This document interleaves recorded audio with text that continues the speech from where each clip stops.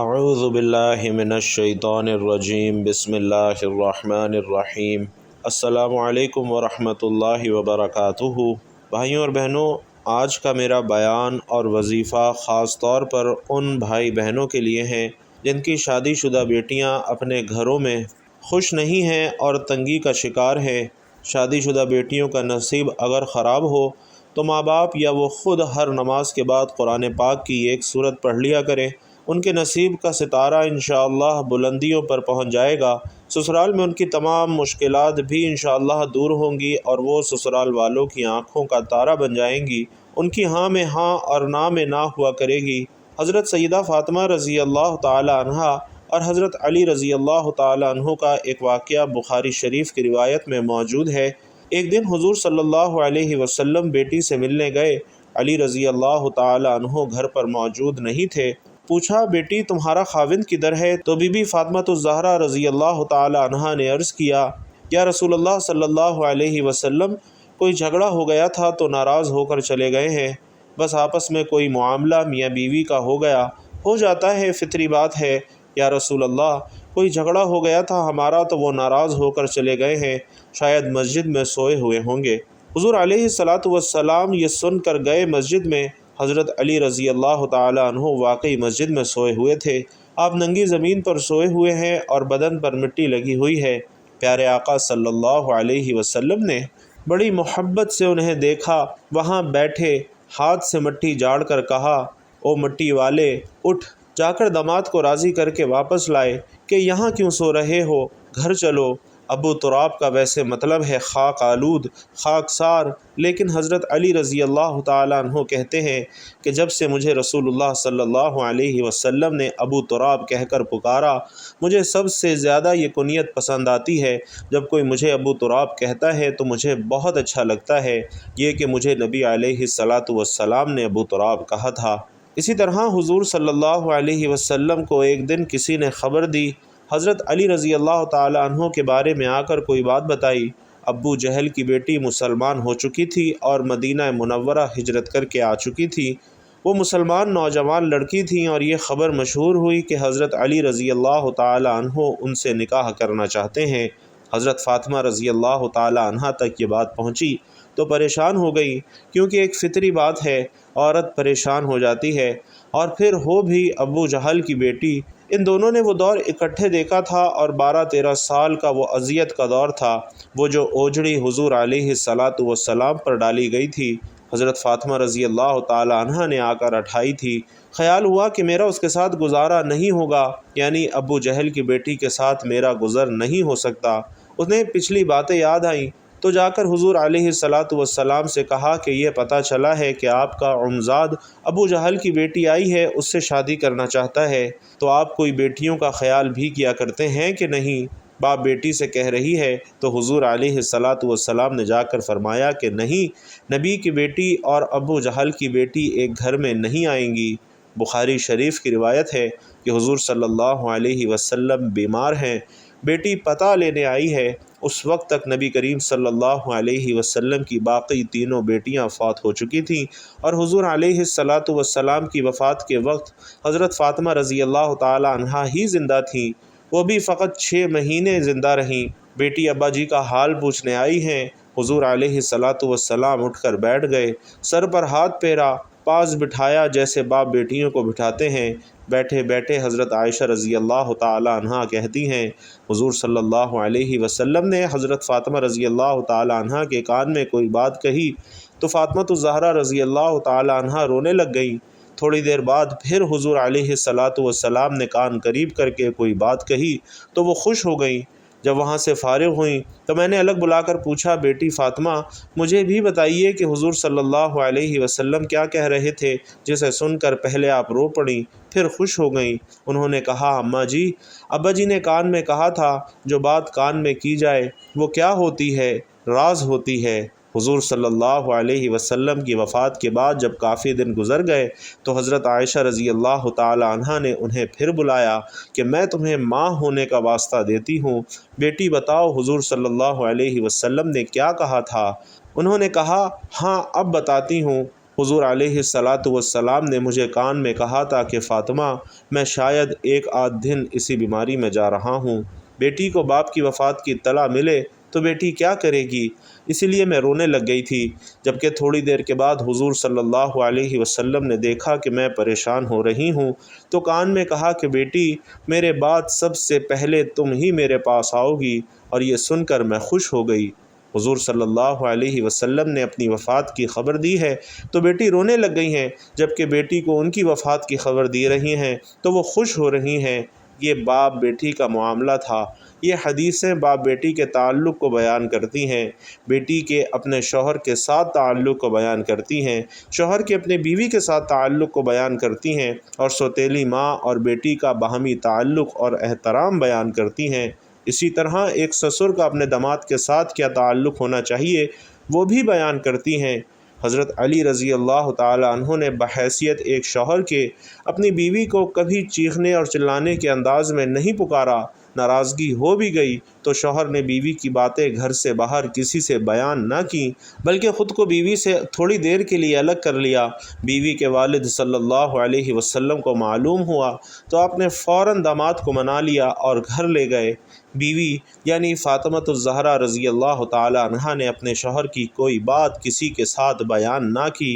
नाज़रीन, ये होता है मियाँ और बीवी का ताल्लुक़ कि अगर बाहम कोई इख्तलाफ राय हो भी जाए तो घर के कमरे तक वो इख्तलाफ महदूद रहना चाहिए। बाहर वाले अपने तमाम रिश्तों के लिए मियाँ बीवी बाहम एक दूसरे का लिबास बन गए, कभी कोई बात बाहर न की। अगर सोचा जाए तो इन पाक हस्तियों के बाहमी इख्तलाफात कैसे हो सकते हैं जिनके दिन का आगाज़ ही अल्लाह पाक के कलाम से हो और रातें अल्लाह के ज़िक्र से मुअत्तर रहती हों। नाज़रीन, ये सब उम्मत को सिखाने के लिए बयान फरमाया गया है कि मियाँ बीवी में बाहमी इख्तलाफात हो भी जाएँ तो क्या रवैया अपनाना चाहिए और घर वालों का क्या अंदाज़ होना चाहिए। और ये भी मालूम होता है कि जिन दिलों में कुरान बसता हो, अल्लाह का कलाम बसता हो, नबी अलैहिस्सलातु वस्सलाम का फरमान बसता हो, तो उन दिलों में बात सिर्फ़ इख्तलाफ राय तक ही महदूद रहती है और ये इख्तलाफ बाहमी नफ़रतों, कदूरतों और लड़ाई झगड़ों तक नहीं पहुँचता। अल्लाह के कलाम में बड़ी ताकत है, अल्लाह के कलाम की बड़ी अज़मत है। जिन घरों में अल्लाह के कलाम की तिलावत की जाती हो वहाँ पर शयातीन डेरे नहीं लगाते, उनमें नफ़रतें नहीं फैलाते।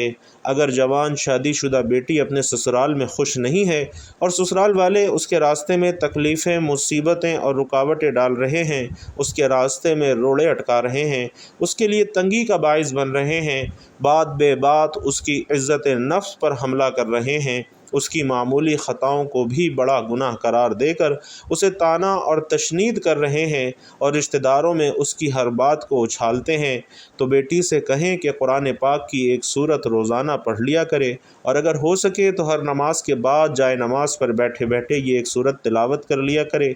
उसके बाद अल्लाह रब्बुल इज़्ज़त से खुलूस दिल से दुआ करे तो इंशाअल्लाह उसके तमाम मामलात खुद ब खुद अल्लाह के फ़ज़ल व करम से हल होने लग जाएंगे और अल्लाह की गैबी मदद उसके मामलात में शामिल हाल हो जाएगी। बेटी को सताने वाले खुद ब खुद उसकी इज़्ज़त करने पर मजबूर हो जाएंगे। बेटी के रास्ते में आने वाली रुकावटें और तकलीफ़ें अल्लाह रब्बुल इज़्ज़त दूर फरमाते जाएंगे और हर मामले में उसके लिए आसानियाँ पैदा होने लग जाएंगी, क्योंकि अल्लाह के कलाम में बड़ी तासीर है, अल्लाह के कलाम में बड़ी बरकतें हैं और अल्लाह की तरफ से खुशहालियाँ बेटी के मुक़द्दर में शामिल हो जाएंगी। नाज़रीन, बड़ी बड़ी आफ़ात दुआओं की बरकत से टल जाती हैं, बड़ी बड़ी तकलीफ़ें दूर हो जाती हैं और ये कुरान पाक की एक ऐसी सूरत है कि जो बड़े बड़े ज़ालिमों और हासिदों के शर से इंसान को महफूज रखती है। ये सूरत इंसान के रोज़मर्रा मामलात को इंसान के लिए आसान बना देती है। इस सूरत की तिलावत करने से मर्द और औरत दोनों के तमाम मामलात आसान हो जाते हैं, बल्कि उनकी औलादों के भी तमाम मामलात आसान हो जाते हैं। अल्लाह रब्बुल इज़्ज़त कुरान पाक की सूरत को पढ़ने की बरकत से औलादों को भी कामयाबियाँ और कामरानियाँ अता फ़रमाते हैं। भाइयों और बहनों, हमारे जानने वालों में एक बूढ़े बुज़ुर्ग हैं जिन्होंने अपनी जवान बेटी की शादी बज़ाहिर तो एक शरीफ ख़ानदान में की, लेकिन ये मालूम नहीं था कि शादी के बाद घर की ख़वातीन का रवैया نئی نویلی دلہن کے ساتھ کیسا ہوگا؟ شوہر تو بیوی کا خیال رکھتا، لیکن ساس اور نندیں شادی کے فوراً بعد سے اپنے اپنے کمروں میں ڈیرے ڈال کر بیٹھ گئیں اور اس بیچاری بہو کے ذمے پورے گھر کا کام کاج لگا دیا۔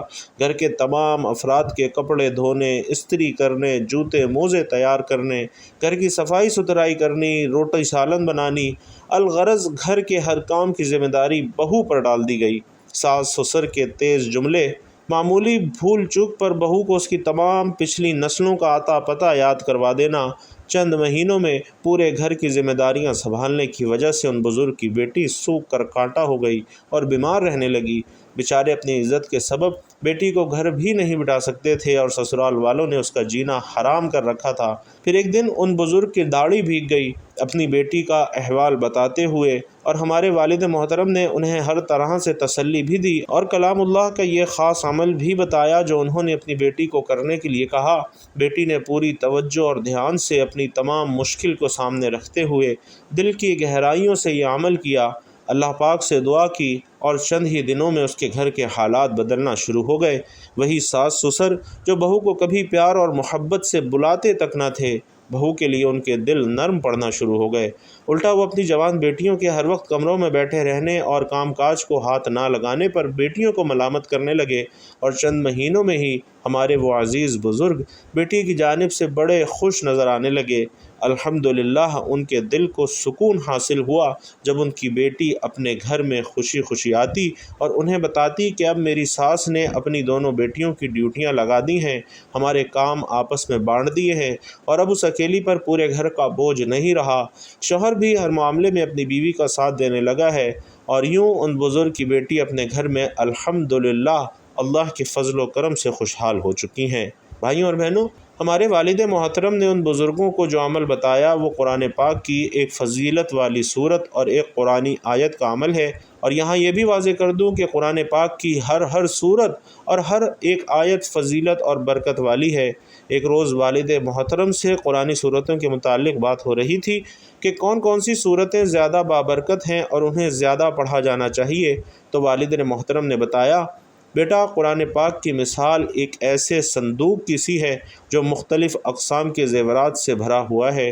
جب آپ اس صندوق کو کھولتے ہیں تو اس کے اندر موجود ہر ایک زیور اپنی مثال آپ ہے۔ آپ جس بھی زیور کو اپنے ہاتھوں میں رکھتے ہیں، آپ کے ہاتھ اس زیور کی چمک اور دمک سے جگمگا اٹھتے ہیں۔ اسی طرح قرآن پاک کی ہر صورت اللہ کے نور سے منور اور مزین ہے۔ جس صورت کو بھی پڑھو گے اس کی چمک دمک اور اس کے نور سے تمہاری زندگی روشن اور منور ہو جائے گی۔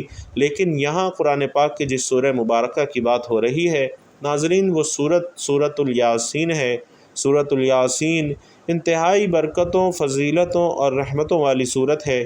جو بیٹیاں اپنے سسرال میں خوش نہیں ہیں، جنہیں یہ لگتا ہے کہ ان کا مقدر خراب ہو چکا ہے اور اب ان کی پوری زندگی اسی خراب مقدر کے ساتھ گزرنے والی ہے، تو ایسی بیٹیاں اور ایسی شادی شدہ بہنیں سورۃ الیاسین اور ایک قرآنی آیت کا یہ عمل لازمی کیا کریں۔